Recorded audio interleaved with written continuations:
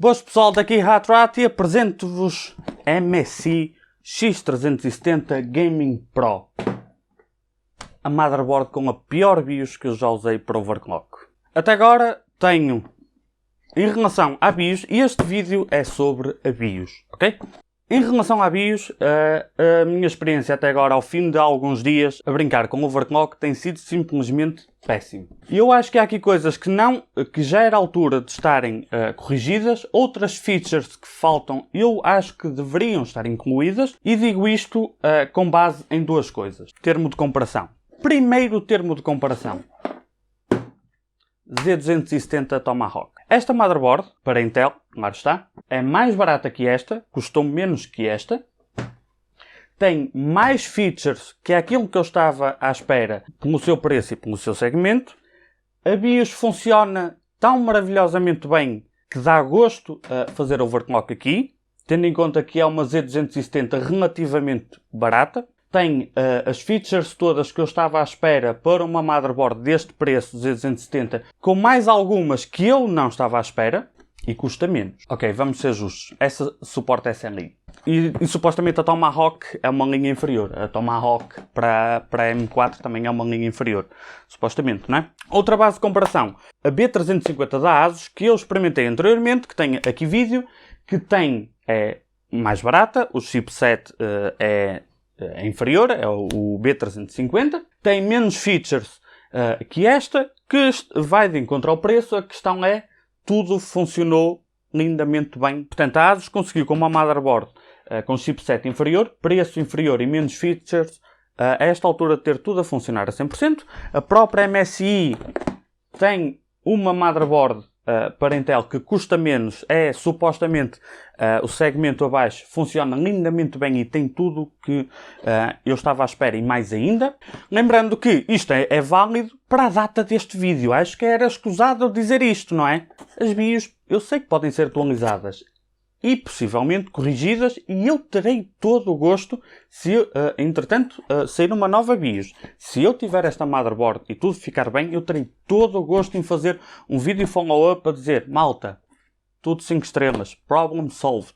Mas para já tenho que dar a minha opinião com base no que tenho.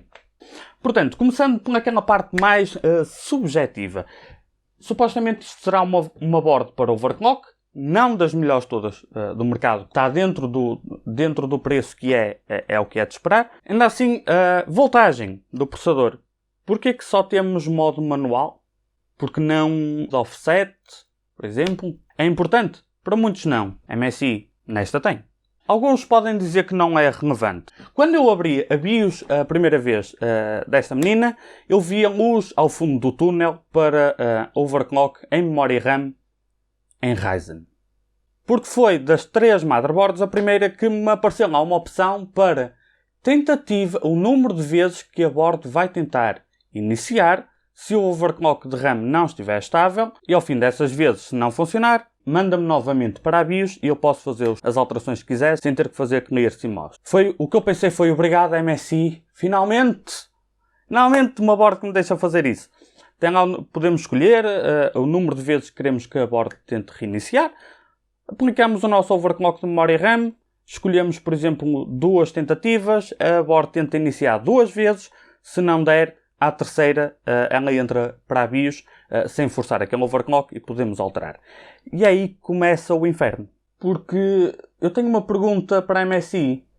Subcontrataram a Ubisoft para fazer esta BIOS? É que parece que sim.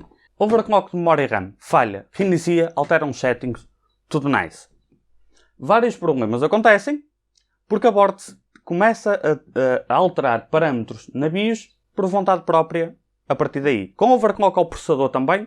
A mais grave de todas, eu não vou enumerar aqui a lista de pequenas falhas que eu encontrei, vou as que se destacam mais. E a que mais eu fiquei pasmado foi: faço as alterações que quero, aparentemente está tudo bem.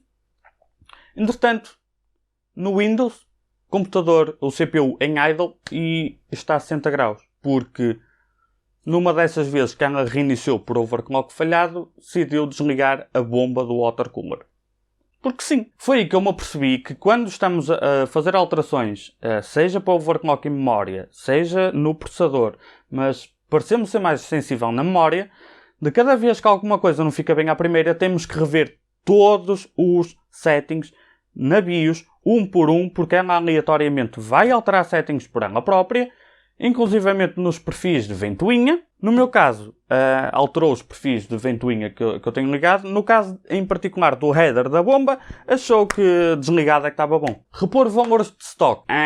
Às vezes funciona. Uma coisa que me aconteceu 2 vezes foi... Eu devia ter aqui uma câmera a filmar 24 horas para poder apanhar todos esses momentos. Uma coisa que me aconteceu foi 2 vezes. Eu repor tudo de stock e o VCore simplesmente ficaram 4, 5. Eu perdi a conta às vezes tive de fazer clear mouse aqui. VCore a 1, 4, 5 quando se repõe valores de stock não me parece bem. Clear mouse resolve. Volta-se a fazer overclock. Tentativa e erro. É assim que se faz overclock. Tentativa e erro. As coisas estão a correr muito mal. Repor valores de origem. Vamos começar do zero. 1.45 de voltagem. Fuck! Saber o VCore disto com overclock é como investir na bolsa. Pode correr bem, pode correr mal. De stock, a leitura do VCore parece-me bem em diferentes softwares. A partir do momento que alteramos o VCore, o CPU-Z parece-me ser o mais credível. Ainda assim, eu mantendo o VCore e alterando os níveis de loadline, que ele não parece darem quase nada.